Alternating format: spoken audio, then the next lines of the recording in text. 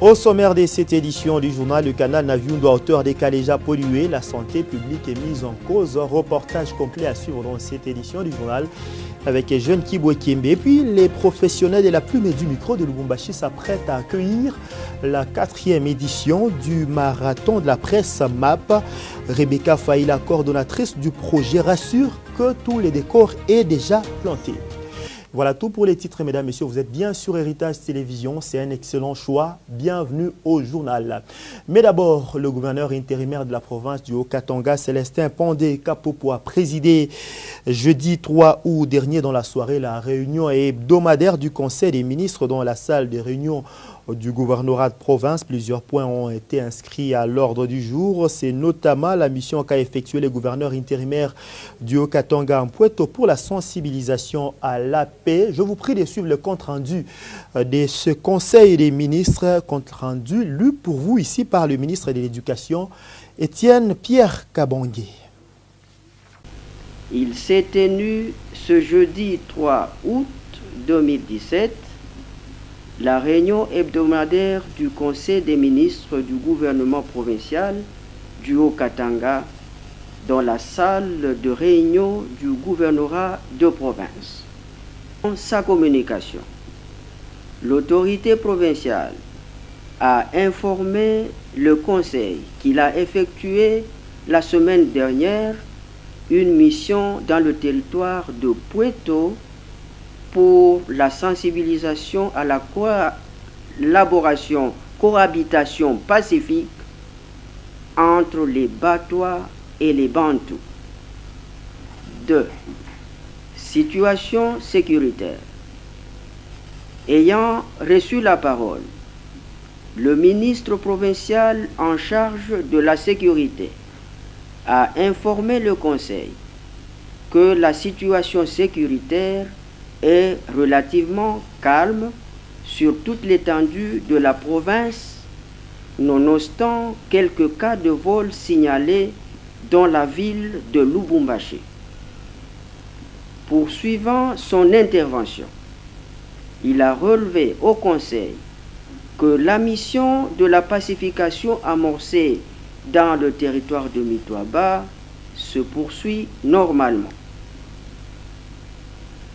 3. Concernant les vols répétés des câbles en cuivre sur le tronçon Kambové-Luambo, Son Excellence, Monsieur le Gouverneur, a informé le Conseil que le phénomène qui touche notamment la SNEL et la Régie des eaux a des répercussions sur l'approvisionnement en eau potable de la ville de Likasi. À ce sujet, le Conseil a demandé que des mesures de sécurité appropriées soient prises avec l'implication de ces deux entreprises étatiques. 4. S'agissant du Fonds pour l'entrepreneuriat des jeunes, prenant la parole, le commissaire général en charge de la jeunesse a informé le Conseil que la province a déjà disponibilisé un fonds quant à ce. À ce sujet, un communiqué officiel sera lancé pour déterminer les conditions d'accès au dit financement au travers des projets bancables. Commencé à 16h41, la réunion a pris fin à 18h30. Je vous remercie.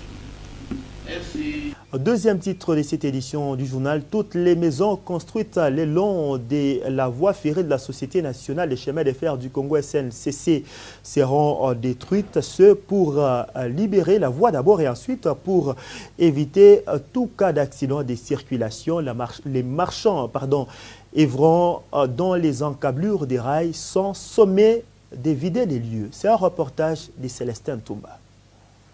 Ils ont été avertis dans un message livré à la presse louchoise par le vice-premier ministre, ministre des Transports et Voies des Communications lors de son passage à Lubumbashi. Un délai de 2 semaines a été accordé à cet effet aux marchands et habitants qui envahissent le long du chemin de fer de la SNCC afin de quitter cet endroit. Cela en prévention des multiples dangers auxquels sont exposées ces personnes. Interrogées à ces sujets, ces dernières se disent prêtes car déjà avisées quant à ce et toutes les dispositions ont déjà été prises à les en croire. Rappelons qu'après plusieurs tentatives de déguerpissement de ces pollueurs de la voie ferrée qui se sont soldées par un échec, cette fois, les autorités compétentes restent déterminées à en finir avec ces phénomènes.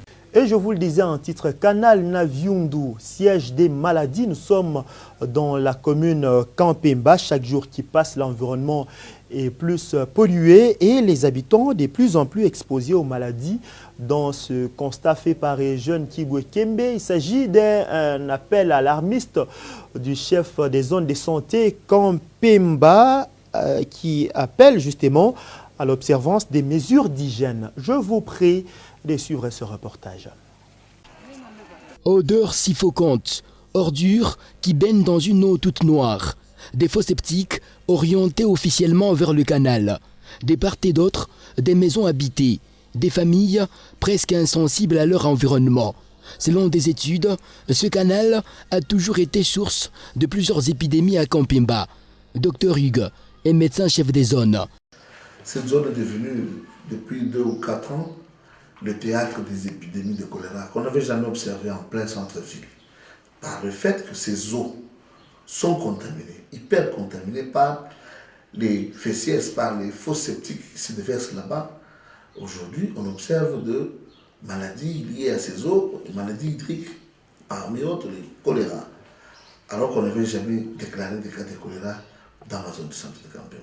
La cellule environnement du cadre de concertation de la société civile prévoit y mener des études.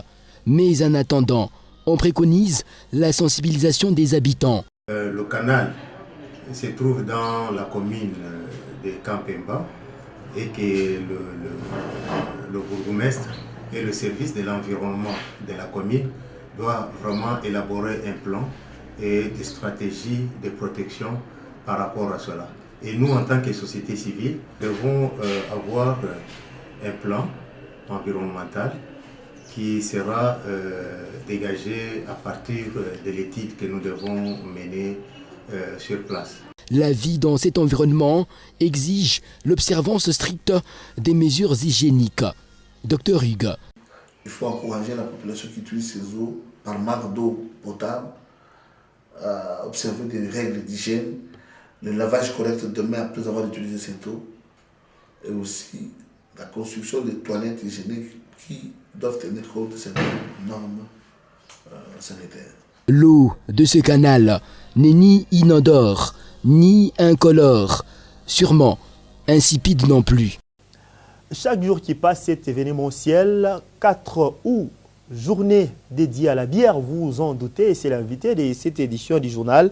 À cette occasion, le docteur Patrick Mwamba, dans cet échange accordé à notre confrère Jeune Kibwekembe, donne les vertus de la bière consommée d'abord modérément et ensuite relève que l'alcool est interdit aux femmes enceintes. Je vous prie de suivre cet entretien. Docteur Patrick, bonjour. Bonjour. Et quelles sont les vertus de la bière? Oui, au fait, beaucoup de gens pensent que la bière n'a pas de vertu, mais il convient de dire qu'il y a des points importants qui sont des vertus de la bière. Par exemple, la bière réduit le risque des maladies cardiovasculaires. Et d'ailleurs, il n'est pas rare pour certaines personnes qui souffrent de maladies de cœur que leur cardiologue les recommande de prendre un peu de vin de temps en temps à cause de l'activité ou de l'action de la bière. Et en deuxième position, on peut dire que des études récentes ont montré que la bière peut réduire le risque de diabète de type 2. C'est une étude tout à fait récente. Et chez les personnes qui vieillissent, la bière les aide à maintenir un peu leur état mental et donc à se rappeler un peu plus facilement que les personnes qui ne prennent pas de la bière. Chez les femmes ménopausées, l'alcool les aide à garder la densité osseuse. Une récente étude en France a montré faite sur plus de 10 000 femmes, que les femmes qui prenaient de l'alcool, de la bière donc, avaient une densité osseuse supérieure à celles qui n'en prenaient pas. Donc on est sur le chemin de dire qu'une prise modérée d'alcool, dans tous ces cas-là, peut avoir ces vertus dont nous venons de parler. Et quand est-ce que la consommation devient nocive? Alors nous avons dit consommation d'alcool modérée. Alors lorsque cette consommation d'alcool devient excessive, et cas dans lequel nous parlons d'alcoolisme, qui est pratiquement une dépendance à l'alcool, eh bien cela devient nocif pour le corps. Parce que la personne commence à rechercher cette envie, cet équilibre, n'est-ce pas, de toutes les situations qui l'entourent en se noyant dans l'alcool. Et il crée ainsi progressivement, au fil des mois, au fil des années, une dépendance, jusqu'au point où il ne peut plus se passer de l'alcool. Et à ce moment-là, il suffit qu'il ne puisse pas prendre de l'alcool pendant un jour, par exemple, pour que des effets néfastes apparaissent, comme par exemple des sueurs froides, l'agitation, tachycardie, en fait, qui sont des symptômes des manques d'alcool. Et pourquoi les séverages a toujours posé problème? Comment s'en débarrasser? Alors, nous avons dit que l'alcoolisme s'installe progressivement au fur et à mesure que les mois passent. Parfois même, il faut des années pour que la personne elle-même et les personnes de son entourage puissent se rendre compte qu'elle est réellement alcoolique. Et son corps tout entier est en train de subir